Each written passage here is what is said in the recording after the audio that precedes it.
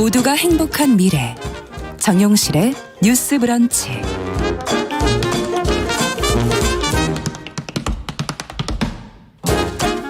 네, 정용실의 뉴스 브런치 듣고 계신 지금 시각 11시 40분입니다. 자, 이번에는 대중매체와 사회문화 현상을 좀 깊게 또 까칠하게 좀 들여다보죠. 오늘도 손희정 문화평론가와 함께 문화비평 시간입니다. 어서 오십시오. 네, 안녕하세요. 네. 오늘은 이정은 배우가 주연을 맡은 오마주라는 영화를 좀 들여다보자고. 네, 그렇습니다. 신소환 감독의 6번째 장편 영화고요. 말씀하신 것처럼 요즘 드라마 우리들의 블루스에서 굉장히 호연을 펼치고 있죠. 이정은 배우가 주연을 맡았습니다.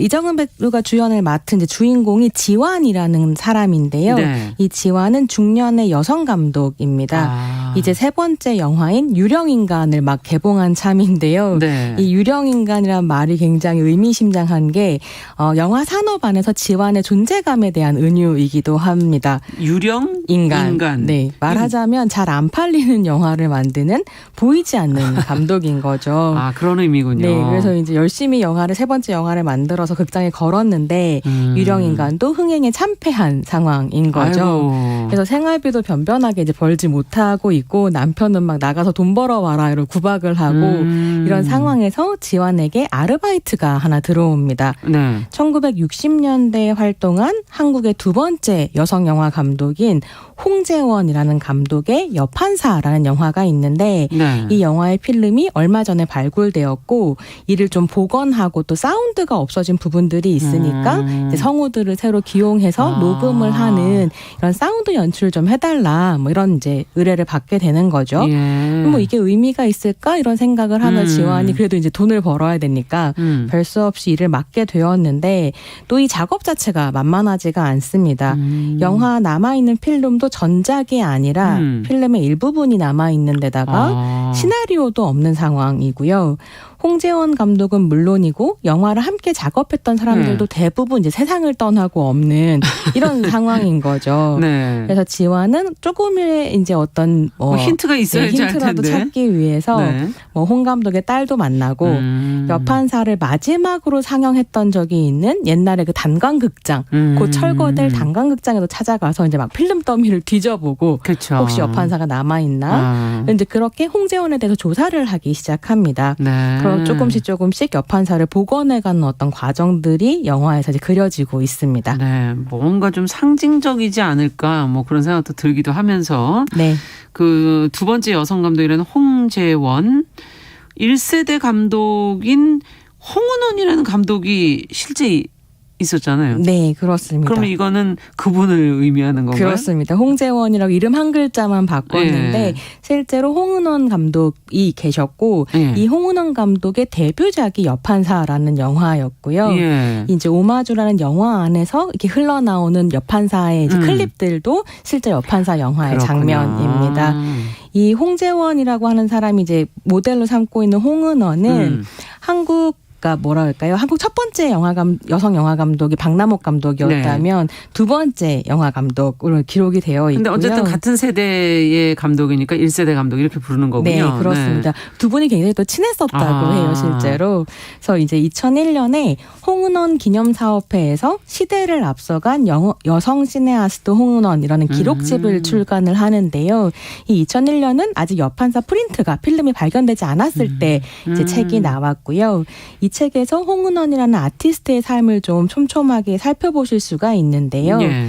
책에서 설명하고 있는 바대로 좀 말씀을 드리자면 그는 한국 최초의 여성 시나리오 작가였고요. 여성 스태프를 거의 찾아볼 수 없었던 50년대, 60년대 조감독 일을 했었고, 진짜 정말 눈에 예. 띄는 분이었겠는데요. 홍일점이라는 말을 계속 들었던 이제 걸출한 하필 또 성도 여성이었던 네. 거고요. 조감독으로 시작해서 감독으로 활동하게 되고 또 시나리오 작가로도 계속 활동했었던 여성 영화인이었습니다. 그러니까 감독과 여판사라는 작품으로 감독으로 입봉하기 전까지 100여 편의 영화에서 조감독 겸 스크립터로 일을 했었는데요. 당시 영화계에 일 잘하는 사람으로 정평이 나 있었다고 해요. 그렇지 않았으면 생존이 힘드셨을 것 같아요. 그렇죠. 네. 그리고 감독들이 이제 홍은원 감독한테 조감독을 해달라고 줄을 섰을 정도로 100여 편이나 하셨다면서요. 네, 일을 하셨다고 하고요.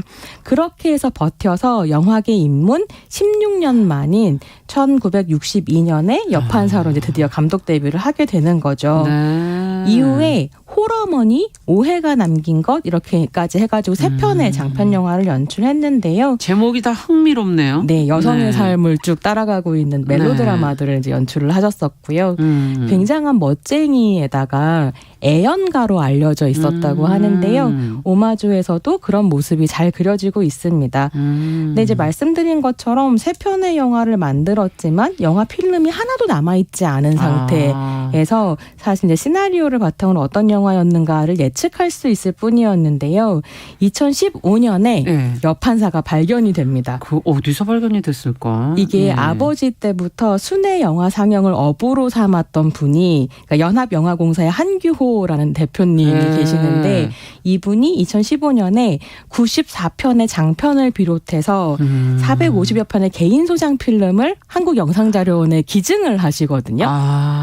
영상자료원 대를 물려서 일을 하시니까 다 있었군요. 가지고 있었던 거죠. 그리고 이제 그러니까 순회 상영하는 그렇죠. 회사들이 사실 이 회사로 통합이 되면서 또 거기에 다 있었던 필름들이 이제 거군요. 모이게 됐었던 거죠. 영상자료원 사람들 진짜 신났을 것 같은데 그렇죠. 이 450편의 필름을 다 이제 돌려보면서 복원을 하다 보니까 거기에 여판사가 있었던 거죠. 그래서 오마주라고 하는 영화 자체는 이제 역사적인 사실과 픽션이 이렇게 섞여 있는 작품이라고 볼 수 있습니다. 네. 근데 이 여판사라는 작품도 사실 굉장히 좀 흥미로운 부분이 그 당시 있는데요. 여판사도 있었을까? 지금 저는 그 생각도 좀 잠시 했거든요. 이 작품 자체가 실제로 한국 최초의 여성 판사였었던 황윤석 판사의 이야기를 모티프로 하고 있는 작품이에요. 근데 또 모든 게 최초군요. 그 당시에. 60년대 그렇죠. 네. 근데 이 황윤석 판사 같은 경우는 1961년에 33살의 나이로 사망을 하게 됐는데요. 어머나. 당시 이 죽음을 둘러싸고 굉장히 이제 소문이 많았었습니다. 남편과 함께 약을 먹고 죽은 것으로 이제 발견이 됐는데 그 이후에 남편이 혼자 살아난 거죠. 어머나. 그리고 황 판사만 독약을 먹었고 남편은 사실은 감기약을 먹었던 것이다. 뭐 이런 것들이 밝혀지면서 남편이 독살한 것이 아니냐는 혐의가 있었었는데요. 예. 실제로 이제 재판에서 남편은 무죄를 받았습니다. 그래서 그냥 소문으로만 남아있는 그런 이제 존재이기도 했고요.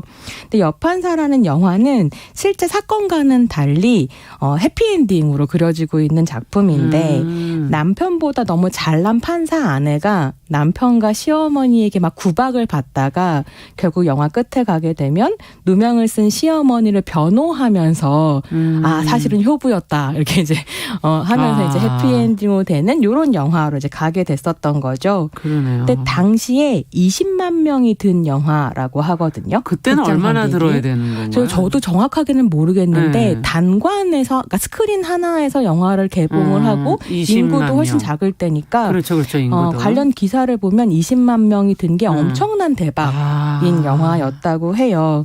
그리고 영화학자 변재란 선생 같은 경우에는 네. 이 작품에 대해서 이렇게 설명을 합니다. 그러니까 60년대 초니까요. 그렇죠. 사회가 막 바뀌기 시작할 즈음이었고 더 이상 가정이라는 사적 공간에만 머물지 않게 된 여성의 다양한 위치에 대한 질문을 담고 있는 작품이다라고 평가가 되고 영화 발견 이후에 이제 관련한 논문들이 많이 나오고 있습니다. 그렇군요. 정말 그 홍 감독, 지금 홍은원 감독이 활동했던 시대 여성이 영화를 만든다는 거. 네. 그것도 참 얼마나 어려웠을까 싶은데 또 그 당시에 생각해보면 저는 그 후에 기억이 나지만 검열이 그 당시에도 네. 제가 있었던 어린 시절에도 많았거든요. 검열이 존재했던 시대에서 또 영화를 만든다는 거. 네. 뭐 여러 가지로 어려운 상황이었을 것 같아요. 네, 영화 네. 오마주도 이제 어떤 어려움이 있었을까를 상상하며 쫓아가는 부분들이 있는데요. 네. 또 다른 영화학자인 심혜경 선생은 홍은원 감독에 대해서 이렇게 얘기하거든요. 인내의 현장 영화인. 그러니까 정말로 조감독으로 네. 100편씩이나 찍으면서도 감독으로 입봉하기가 굉장히 어려웠고 그렇죠. 사실 여자라는 사실 그 자체가 핸디캡이었던 시절에 그 남성 중시적인 문화 속에서 버텨낸 영화인이기도 그렇죠. 했었던 거죠. 실제로 홍 감독이 여판사의 메가폰을 잡을 수 있었던 건 재능 때문만은 아니었다는 평가도 있는데요. 제작사가 당시에 장안을 떠들썩하게 했던 한 여판사의 죽음을 모티프로 각본을 쓰고 영화를 할 때 사실 실력만큼이나 중요한 게 이슈가 될 것인가 였었던 거죠. 그래서 영화 홍보를 할 때에도 당시 감독도 여자다.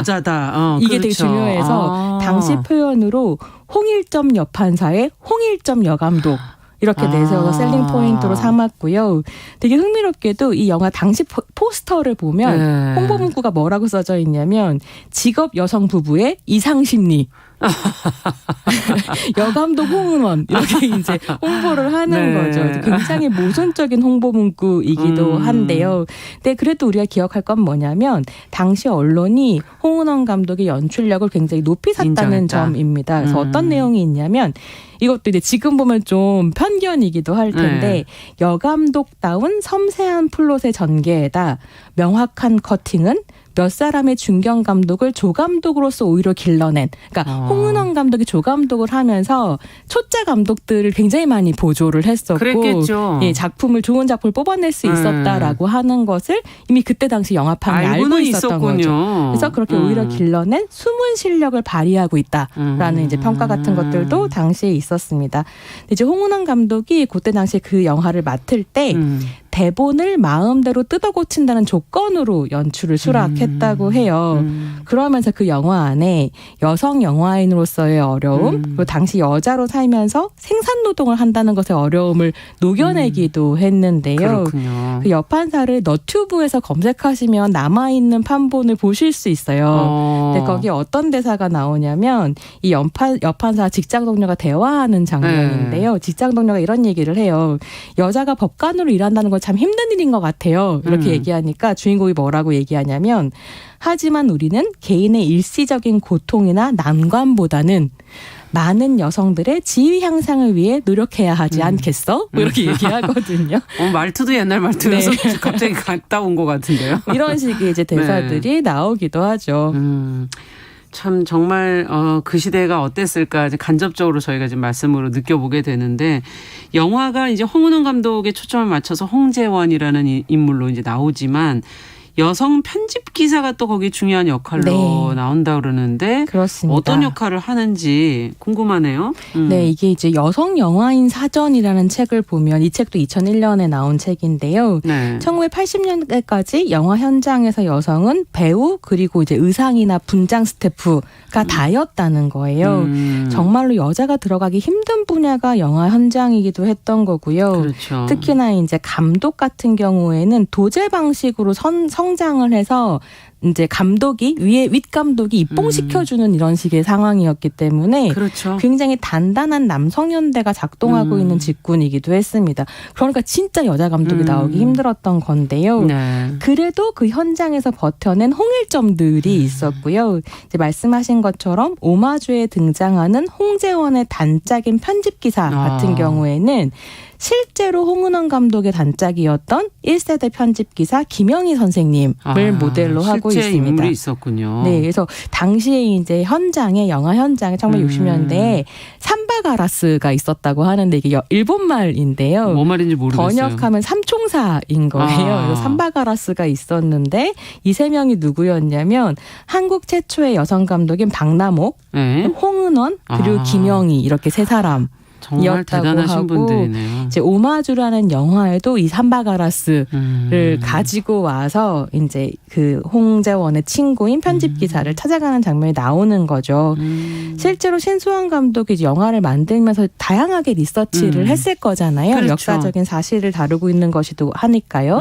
그래서 김영희 선생님을 찾아갔는데 부산에 계신다고 하는데 찾아가서 뵌 적이 있었는데 이제 오마주란 영화를 보면 그런 대사가 나와요. 편집 기사님이 당시에 편집실에 들어가면 여자가 편집실에 들어오면 재수 없다고 소금을 뿌렸다. 이런 내용이 오마주에 나오거든요. 이게 실제로 김영희 선생님이 해주신 이야기고 그렇군요. 3일을 부산에서 묵고 이제 서울로 올라올 때 김영희 선생님이 신수원 감독의 손을 이렇게 잡으면서 신 감독은 계속 영화를 만들었으면 좋겠다. 계속 만들어 이렇게 얘기하셨다는 거죠. 그래서 어떻게 보면 그 여성 영화의 역사 안에서 또 힘을 받은 신수원 감독이 그러네요. 6번째 영화로 오마주를 만들 수 있었던 거 아닌가 이런 생각이 좀 들기도 했습니다. 그러네요. 자, 이 영화 여판사를 복원하는 작업이 이제 이 오마주의 주인공 앞서 이정은 배우라고 얘기를 해주셨는데 어떤 의미가 있었을까요? 이게 그 지완도 영화를 너무 사랑하는 사람이고 홍재원도 사실 영화를 너무 사랑했었던 사람. 그리고 어려웠지만 영화판을 떠날 수 없었던 사람이었던 거죠. 그래서 50년의 세월을 사이에 두고 그 격차가 있음에도 불구하고 영화에 대한 사랑, 그러나 영화를 안정적으로 계속할 수 없는 어떤 현실적인 여건, 또 여성 영화인으로서 경험하는 어떤 곤란 등을 공유하고 있는 사람이고 그렇죠. 그 50년의 세월을 격해서 사실은 함께 가고 있는 동료이기도 하다라는 생각이 좀 들고요. 이 오마주라는 말 자체가 어떻게 보면 존경을 표현한다라는 뜻이거든요. 네. 그래서 이 영화 자체가 그러니까 신수원 감독이 만든 홍응원이라고 하는 사람에 대한 어떤 오마주이기도 한 하고 그런 의미가 있는 것 같습니다. 네, 그 신수원 감독 얘기를 계속 해주셨으니까 이분도 궁금해져요. 네, 제가 6번째 장편이라는 얘기를 지금 여러 번 드리는데 사실 한국에서 여성 감독이 사실 여성 감독뿐만이 아니라 요즘에 남녀를 이제 통틀어서도 6편의 영화를 만든다는 게 쉬운 일이 아니거든요. 그렇죠. 그러니까 사실 신수원 감독도 대단한 끈질기게 거죠. 버텨온 사람이기도 한 거죠. 근데 이제 신수원 감독 같은 경우에는 필모그래피 안에서 꾸준히 뭐 한국사의 폭력이라든가 자본주의가 만들어낸 인간 소외 이런 문제를 다뤄왔는데 제가 특히 좋아하는 작품이 신수원 감독 장편 데뷔작인 레인보우라는 영화예요. 근데 이 영화에서 주인공이 멀쩡히 직장을 다니다가 감독을 꿈꾸고 직장을 그만두고 시나리오를 쓰면서 겪는 어려움을 쓰고 있거든요. 본인의 이야기 아닌가요? 신수원 감독이 사실 교사였다가 그 안정적인 직장을 그만두고 이제 영화 시작한 사람이었었던 거예요. 그래서 사실 보면 레인보우와 오마주 이 두 작품이 신수원의 여성 감독 연작이라고 볼 수도 있겠고요. 흥미로운 건 오마주란 영화를 보시면 이제 그 옛날 필름을 찾으러 여판사람 필름을 찾으러 곧 철거될 단관극장에 이제 김지완이 찾아가는데 이 단관극장에 그 간판에 한쪽 편에는 배너가 걸려 있고 다른 한편 쪽에는 더 레인보우라는 글자가 써져 있어요. 그래서 저는 그걸 보면서 이 단관극장에서 결국 여판사 필름 조각들을 찾아내거든요. 그러니까 그 필름을 상영하는 극장 안에 홍재원 혹은 홍은원의 역사가 있었던 것처럼 그렇군요. 신수원의 역사도 기록되어 그 안에 있는. 있네요. 네. 그래서 그 시간의 흐름들을 좀 볼 수 있다는 점에서 또 저는 여성 영화인으로서 이 영화를 사랑하지 않을 수 없었다. 네. 보고 싶은데 상영 회차가 적어서 쉽게 볼 수 없다는 의견도 조혜숙 씨께서 보내주셨습니다. 아쉽네요. 자, 영화 오마주 이야기 손희정 문화평론가와 함께했습니다. 말씀 잘 들었습니다. 네, 감사합니다. 정은실의 뉴스 브런치 수요일 순서도 같이 인사드립니다. 내일 뵙겠습니다. 안녕히 계십시오.